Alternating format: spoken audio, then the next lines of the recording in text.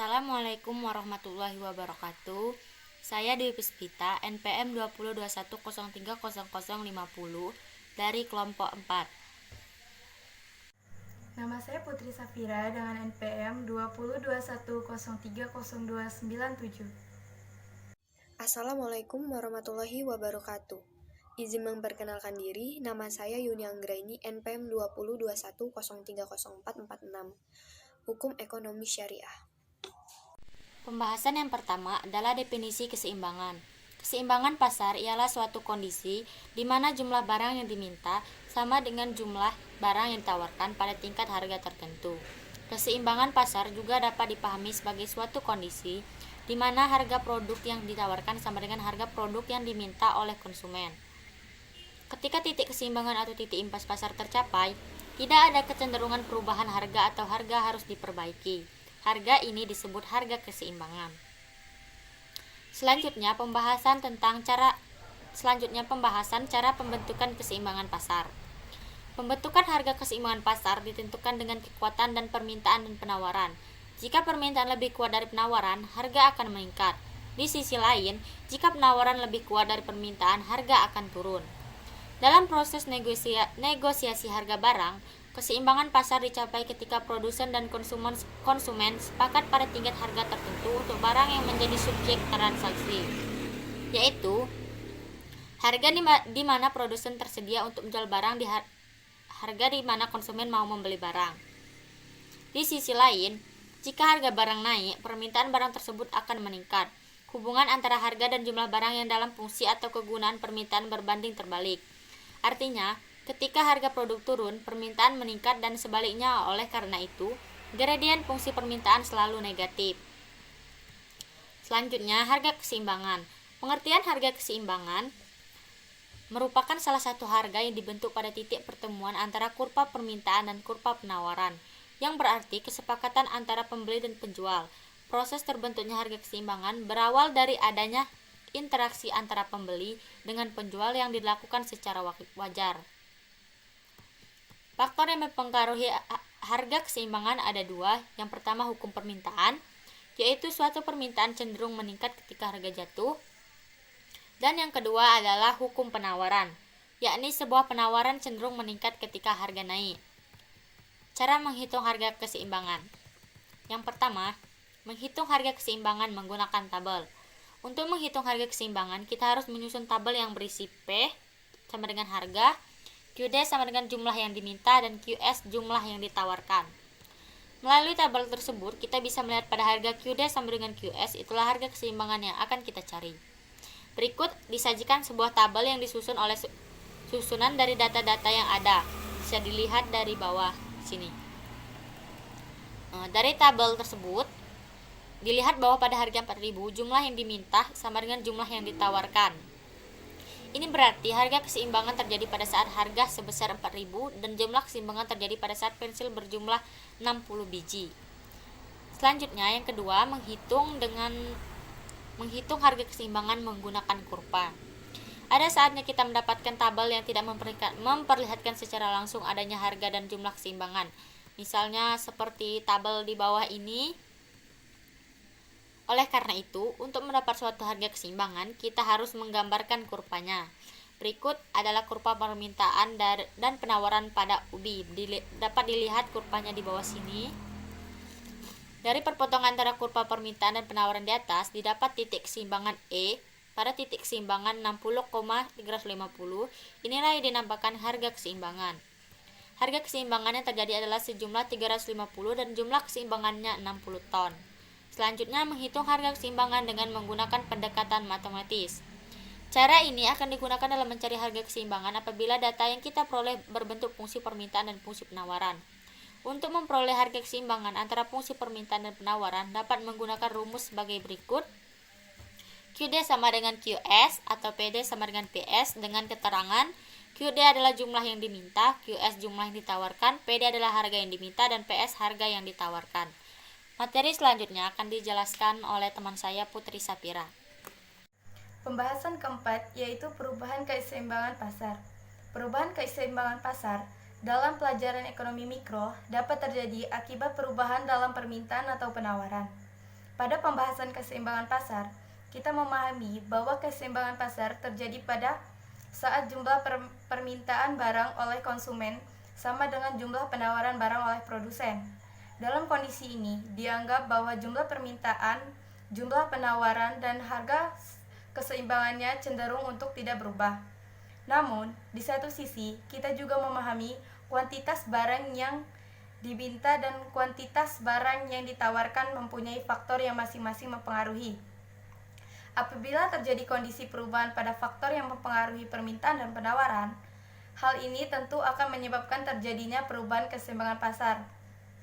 Dengan adanya pergeseran kurva permintaan dari sisi konsumen, tentu hal ini akan direspon pula oleh produsen, sehingga jumlah penawaran barang akan berubah.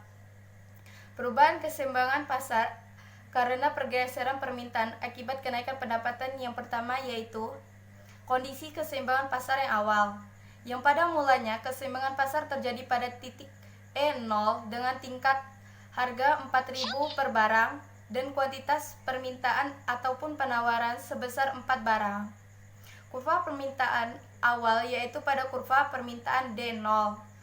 Sedangkan permintaan awalnya pada kurva penawaran adalah S. Yang kedua yaitu kenaikan pendapatan. Perubahan ini terjadi pada pendapatan. Asumsi kita pada barang yang diamati yaitu pada jenis barang normal.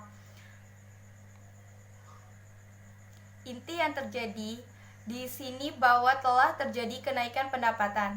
Kenaikan pendapatan lantas membuat kurva permintaan bergeser ke kanan. Karena terjadi kenaikan pendapatan, sehingga membuat kurva permintaan bergeser dari D0 menjadi kurva permintaan baru, yaitu pada kurva permintaan D1. Yang ketiga yaitu kelebihan permintaan. Ingat bahwa pada kondisi keseimbangan pasar yang awal, harga barangnya itu sebesar 4.000 per barang. Karena terjadi kenaikan pendapatan, membuat pergeseran kurva permintaan ke kanan di D1. Pergeseran kurva permintaan ke kanan menunjukkan bahwa kenaikan pendapatan membuat konsumen ingin membeli lebih banyak barang. Pada contoh kurva di atas, jumlah barang yang ingin dibeli bertambah yaitu sebesar 4 barang menjadi 8 barang. Yang keempat yaitu perubahan keseimbangan pasar. Implikasi dari kelebihan permintaan yaitu terjadinya kenaikan harga.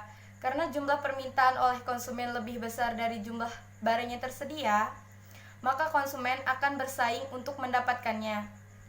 Konsumen yang ingin membayar lebih mahalah yang akan mendapatkan barang. Hal ini menjadikan terjadinya kenaikan harga. Karena harga naik, jumlah konsumen yang ingin membeli akan berkurang. Materi kelima yaitu excess demand dan excess supply. Excess demand merupakan suatu kelebihan permintaan yang diakibatkan oleh harga turun sehingga pemerintah melakukan penetapan harga maksimum pada suatu barang. Fungsi permintaan yaitu suatu fungsi yang menunjukkan hubungan antara kuantitas barang atau jasa yang diminati oleh para konsumen dengan harga barang atau jasa tersebut. Fungsi permintaan ini juga mematuhi hukum permintaan, di mana ketika harga barang naik, kuantitas yang diminta akan turun, dan jika harga barang turun, kuantitas yang diminta akan naik. Hal ini menunjukkan bahwa harga barang dan permintaan yang diminta memiliki hubungan negatif. Oleh karena itu, fungsi permintaan akan selalu negatif. Akibat dari excess demand akan timbul persaingan antara pembeli yang menyebabkan tingkat harga naik sampai mencapai keseimbangan kembali. Materi keenam yaitu excess supply, yaitu merupakan kelebihan penawaran yang diakibatkan oleh harga barang yang naik dan pemerintah melakukan penetapan harga minimum suatu barang. Fungsi penawaran ini merupakan fungsi yang menunjukkan hubungan antara harga barang yang ada di pasar dengan kuantitas penawaran yang ditawarkan oleh produsen. Penawaran merupakan kuantitas barang dan jasa yang tersedia dan ditawarkan oleh produsen kepada konsumen pada setiap tingkat harga selama periode waktu tertentu. Akibat dari excess supply akan menyebabkan terjadi persaingan antara penjual yang mengakibatkan tingkat harga turun sampai mencapai keseimbangan kembali. Materi selanjutnya yaitu pergerakan kurva permintaan. Seperti yang Anda lihat gambar di bawah ini, permintaan menggambarkan keadaan seluruh daripada hubungan antara harga dan jumlah permintaan. Adapun jumlah barang yang bersedia diminta adalah banyaknya permintaan pada suatu tingkat harga tertentu. Misalnya titik A menggambarkan bahwa pada harga 4.500 jumlah yang diminati adalah 140 kg. Dengan demikian, setiap titik yang ada pada kurva menggambarkan jumlah barang yang diminati. Materi selanjutnya yaitu pergerakan kurva penawaran. Seperti yang Anda lihat gambar di bawah ini, bergesernya kurva penawaran ditandai dengan bergeraknya kurva ke kanan atau ke kiri. Kurva penawaran bergeser ke kiri artinya jumlah penawarannya mengalami kenaikan. Namun, ketika kurva penawaran barang bergeser ke kiri, berarti terjadi penurunan penawaran barang. Misalnya diperkirakan harga mangga bulan depan akan naik karena harga pupuk akan naik.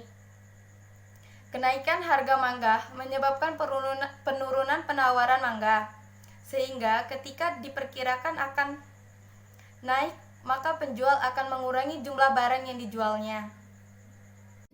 Barang bergeser ke kanan berarti terjadi penurunan penawaran barang. Jadi maksudnya itu sebaliknya.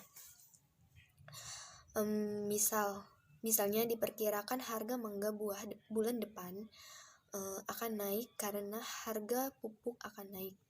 Kenaikan harga mangga menyebabkan penurunan penawaran mangga, sehingga ketika diperkirakan akan naik, maka penjual akan mengurangi jumlah barang yang dijualnya.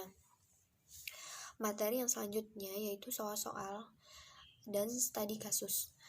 Yaitu di sini saya akan menjelaskan contoh soal harga keseimbangan. Fungsi permintaan sebuah barang di pasar menunjukkan bahwa QD. Jadi QD ini adalah jumlah yang diminta, yaitu 40 dikurang P ini adalah harga.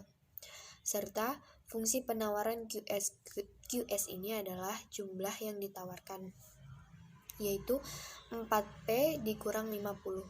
Jadi pertanyaannya adalah tentukan berapa jumlah harga keseimbangannya. Jadi jawabannya harga ekuilibrium akan tercipta jika berbagai syarat dapat terpenuhi. Syarat dari harga ekuilibrium itu sendiri adalah QD sama dengan QS atau PD dikurang PS. Jadi di sini kita mengambil yang QD sama dengan QS.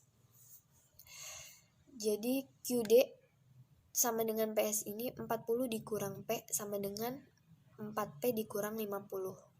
Jadi kita turunin aja, min P dikurang 4P sama dengan min 50 dikurang 40.